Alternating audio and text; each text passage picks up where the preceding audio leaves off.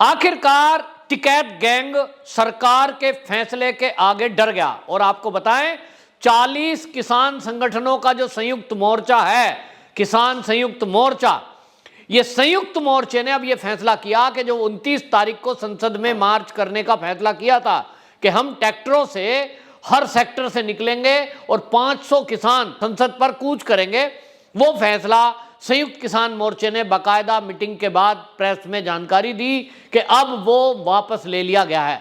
आखिर ऐसा क्या हुआ कि राकेश टिकैत और ये संयुक्त किसान मोर्चे ने 29 तारीख का ये जो संसद की तरफ मार्च था ये वापस लिया? इसके पीछे दो कारण हैं।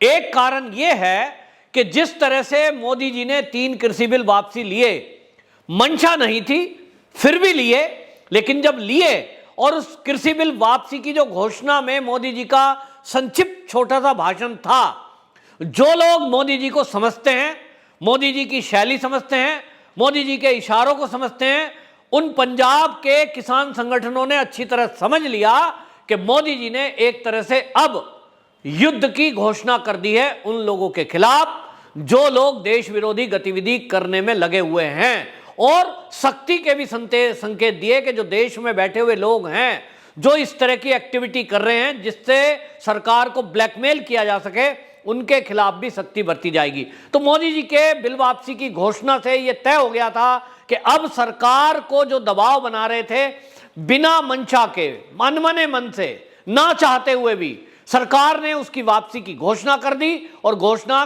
कर दी नहीं, उसके साथ 29 तारीख शीतकालीन सत्र का पहला दिन है, उसकी तैयारी पूरी कर ली है। उस दिन डिबेट होगी और बिल वापसी पर जिन राज्यों ने अपने अपने विधानसभा से प्रस्ताव पास किए हैं कि हम 3 कृषि बिल कानून को, उनको काला कानून कहा, उसमें महाराष्ट्र है, उसमें दिल्ली है, उसमें पंजाब है जहां कांग्रेस शासित राज्य हैं, और इसके अलावा टीएमसी की सरकार पश्चिम बंगाल की है। इन राज्यों ने विरोध में ये भूल गए कि इसके परिणाम क्या होने हैं। किसानों की आय डबल करने का जो प्रण लिया था मोदी जी ने कि 2022 तक हर किसान की आय डबल हो, इन कृषि बिलों के सहारे से सरकार करना चाहती थी। लेकिन ये जो विरोध में लोग उठे, ये टूल किट के तहत काम कर रहे थे जो कि चीन ने तैयार की थी। चीन के इशारे पर तैयार की गई टूल किट पर ये किसान मोर्चे वाले लोग आगे आए, बिना सोचे बिना समझे 3 कृषि बिल का विरोध कर दिया। आज की डेट में भी ये 3 कृषि बिल के नुकसान के बारे में ये किसान आंदोलन कर रहे नेता बता नहीं सकते। पत्रकारों ने जब भी सवाल किए कि आप बताइए इन 3 कृषि बिल से नुकसान कैसे है, तो ये माइक छोड़कर भाग खड़े हुए, कोई जवाब नहीं है। सीधा तय था कि इनको केवल विरोध करना है, सरकार को ब्लैकमेल करना है, सरकार के ऊपर प्रेशर करना है, सरकार को इस तरह से इन्होंने आंदोलित करने के लिए और उत्तेजित करने के लिए काम करने हैं, गाली गलौज करना है ताकि सरकार इनके ऊपर बल प्रयोग करे। लेकिन इनको 1 साल हो गया और 1 साल में इन्होंने हर हथकंडा अपना के देखा तो इनको लग गया कि सरकार इनके ऊपर बल प्रयोग नहीं कर रही है, क्योंकि सरकार इनकी साजिश समझ चुकी है। इस तरह से आपने देखा, चाहे वो हरियाणा का मामला हो, करनाल का, चाहे वो लखीमपुर खीरी का हो, जहां ये सोच रहे थे कि लखीमपुर खीरी उत्तर प्रदेश में अभी चुनाव है और वहां ये योगी जी को 2022 के चुनाव के तहत घेर पाएंगे, ये जो हिंसा है इसको लेकर ये बवाल करेंगे उत्तर प्रदेश में और योगी जी को बदनाम करेंगे, वहां भी ये नाकाम हुए, क्योंकि योगी जी ने स्पष्ट आदेश दिया कि दोषी कोई भी हो उनको तुरंत पुलिस कार्रवाई करे। और इस आदेश के बाद केंद्रीय गृह राज्य मंत्री वो जो अजय मिश्र टेनी हैं, उनका बेटा आशीष मिश्र टेनी आज जेल के अंदर बंद है। इनको उम्मीद नहीं थी, इन्होंने नहीं, किसी ने नहीं सोचा था कि केंद्रीय गृह राज्य मंत्री का बेटा और जेल जाएगा। ये सोच रहे थे कि मोदी जी और योगी जी उस आशीष को जेल नहीं भेजेंगे और तुम उत्तर प्रदेश में इसी नाम पे आंदोलन चला देना, पूरे देश में मोदी को बदनाम कर देना। लेकिन इनके मंसूबे नाकाम हो गए, क्योंकि अजय मिश्र टेनी का बेटा आज जेल में है। दोष है या नहीं सिद्ध नहीं हुआ है, जांच अभी चल रही है, रिपोर्ट आई नहीं है, लेकिन ये भारतीय जनता पार्टी के कार्यकर्ताओं की, मंत्रियों की, मोदी जी की और ये योगी जी की शराफत है कि उन्होंने इन आंदोलनकारियों की चाल और षड्यंत्र को विफल करने के लिए अपने कार्यकर्ता यानी केंद्रीय गृह राज्य मंत्री को समझाया कि भाई थोड़ा धैर्य रखो, षड्यंत्र बड़ा है, विदेशी ताकतें इसके पीछे हैं, तुम्हारा बेटा कुछ दिन जेल में चला जाएगा, कोई बात नहीं है। बड़े बड़े क्रांतिकारी, बड़े बड़े आंदोलनकारी, ये षड्यंत्र करने वाले लोगों के चक्कर में आकर बहुत लोग जेल में गए। मैं ये नहीं कह रहा हूं, फिर से बता दूं कि आशीष मित्र टेनी निर्दोष है, लेकिन अभी तक दोषी है ऐसे भी आरोप सामने नहीं आए हैं। ये भी हम देख रहे हैं कि सुप्रीम कोर्ट किस तरह से सख्त टिप्पणी पर टिप्पणी कर रहा है, पूरी निगरानी रख रहा है, उसके बावजूद अभी तक कोई प्रमाण ऐसा नहीं मिला। लेकिन इनकी चाल नाकाम करने के लिए केंद्रीय गृह राज्य मंत्री का बेटा भी आज जेल भोग रहा है। तो इनकी चाल, हर चाल कामयाब होती इनको दिखी और इनको लगा कि 29 तारीख में यदि संसद मार्च हम करेंगे तो सुप्रीम कोर्ट में जो अभी तारीख इनकी लगी है, अगली तारीख में सरकार कहेगी कि देखिए हमने इनका कहना माना, हमने 3 कृषि बिल वापसी लिए, जिसको ये काले कानून बता रहे थे, हालांकि उसमें काला कुछ नहीं है, उसके बावजूद इनकी जिद के आगे सरकार झुकी, क्योंकि सरकार नहीं चाहती कि कोई लॉ एंड ऑर्डर की स्थिति बिगड़े। सुप्रीम कोर्ट की टिप्पणी में भी यह था कि लॉ एंड ऑर्डर का मामला सरकार का है, ये सरकार देखे, ये पुलिस देखे, तो पुलिस के ऊपर जिम्मेदारी आती है। और राकेश अस्थाना जो दिल्ली पुलिस कमिश्नर हैं, उन्होंने बाकायदा 3 दिन पहले ही यह घोषणा कर दी कि कानून व्यवस्था को यदि कोई बिगाड़ेगा हम सख्ती से पेश आएंगे। इसका मतलब यह हुआ कि दिल्ली में अगर कोई जबरदस्ती संसद कूच करना चाहेगा, लाल किला इनके भरोसे पे किए हुआ, क्योंकि इन्होंने भरोसा दिलाया था कि हम केवल रिंग रोड पे चक्कर लगाएंगे, लेकिन ये घुस गए लाल किले में, वादा खिलाफी हुई, गद्दारी हुई।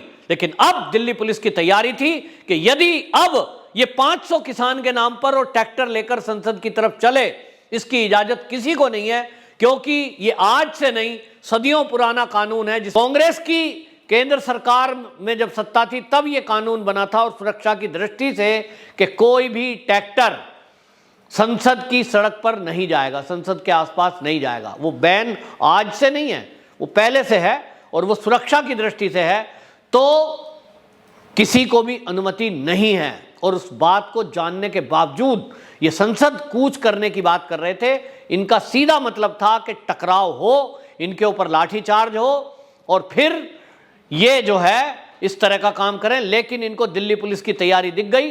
जो सूत्र हैं वो ये बता रहे हैं कि उन्होंने तैयारी कर ली थी कि जिस तरह से ये 40 संगठन हैं, यदि ये कानून व्यवस्था तोड़ता, कोई भी तोड़ता, ये नेताओं के ऊपर रासुका, राष्ट्रद्रोह के केस में इन पे ऊपर केस दर्ज होना था, और उसके बाद इनकी आगे की जिंदगी जेल में कटती।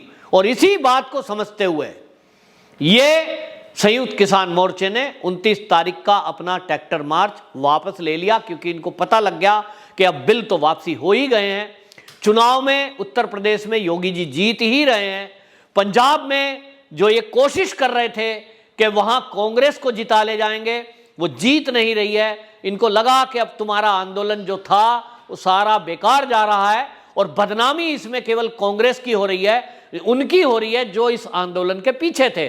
और रही सही कसर, मैं इस चैनल के माध्यम से आप सबसे आह्वान करना चाहता हूं, 29 तारीख, 29 नवंबर बड़ा महत्वपूर्ण दिन होगा, जिस दिन संसद के अंदर डिबेट होगी और 3 कृषि बिल वापसी, ये सरकार, मोदी सरकार क्यों वापसी ले रही है, उस पर जब षड्यंत्र का खुलासा करेगी, तो आप सब देशवासी, ये जो किसान आंदोलन कर रहे हैं ना, ये जो नाम कर रहे हैं, मैं गारंटी से कहता हूं। दूसरी बात, आप देखेंगे कि जिन्होंने अपने विधानसभा में प्रस्ताव पास करके बकायदा इन 3 कृषि बिल को काला कानून कहा, अपने राज्य में लागू नहीं करेंगे ऐसा कहा, उनकी भी पोल खुलेगी कि उन्होंने कब कब क्या क्या इन 3 कानून को लागू करने के लिए बोला था।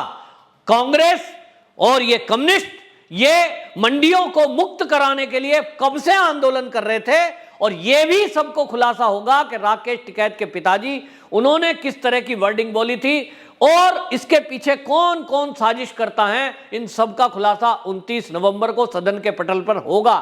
ये जितने किसानों के समर्थन में ये जो राजनीति कर रहे हैं, ये जो 3 काले कानून बता रहे हैं, राजनीतिक दलों का रहस्य उद्घाटन और इनके चेहरे से नकाब हटेगा। और उस दिन के बाद आप देखना ये जो देश के किसान हैं, ये इनको ढूंढ ढूंढ कर पकड़ पकड़ के, क्योंकि किसान आज की डेट में भी किसानों का कहना यह है कि ये 3 कृषि बिल हमारे लाभ के लिए, फायदे के लिए मोदी जी ला रहे थे। केवल मुट्ठी भर 0.0001% किसान के नाम पर जो ये फर्जी किसान नेता बॉर्डर पे बैठे हैं, ये टूल किट पे काम कर रहे हैं चीन की, और ये नुकसान पहुंचाना चाह रहे हैं देश के किसान का। ये चाहते ही नहीं कि भारत की उन्नति हो, भारत के किसान की उन्नति हो, भारत के किसान की आय डबल हो। ये तो ये चाहते हैं जैसे कांग्रेस करती रही, विदेशों से दाल मंगा लो, विदेशों से गेहूं मंगा लो, विदेश से ही चावल मंगा लो, कमीशन खाओ और उसी को राशन में बांट दो। बस इस तरह से खुद खाओ और दूसरों को खिलाओ, इस नीति पर चले। लेकिन मोदी जी हैं ना खाऊंगा ना खाने दो की नीति पर चल रहे हैं। तो अब किसान ये देखेगा कि जिस कांग्रेस ने देश में 65 साल राज किया, क्या उसके राज में किसान खुशहाल हुए? कितने आत्महत्याएं करनी पड़ी, कितना लोन लेकर लोग मरने को मजबूर हुए, उनके लोन माफ नहीं हुए। और वही कांग्रेस आज सपना दिखा रही है कि ये 3 कृषि बिल से तुम्हारी अवस्था खराब हो जाएगी। ये जो नेता धरने पे बैठे हैं झूठ बोल रहे हैं कि आपकी जमीन चली जाएगी। इन सब के झूठ का पर्दाफाश 29 नवंबर को होगा। उसके बाद ये इनके समर्थक और ये किसान नेता अपना मुंह छुपाते घूमेंगे। आप देखना, तो आप जरूर सुने उस बहस को। और इतना तय हो गया है कि इन किसान नेताओं को भी लग गया है। अब ये बहाने ढूंढ रहे हैं हालांकि कि तब तक नहीं हटेंगे और जब तक नहीं हटेंगे, लेकिन अब हटना इनका लगभग तय है, क्योंकि इनका जो षड्यंत्र है उसका खुलासा अब हो गया है। वंदे मातरम।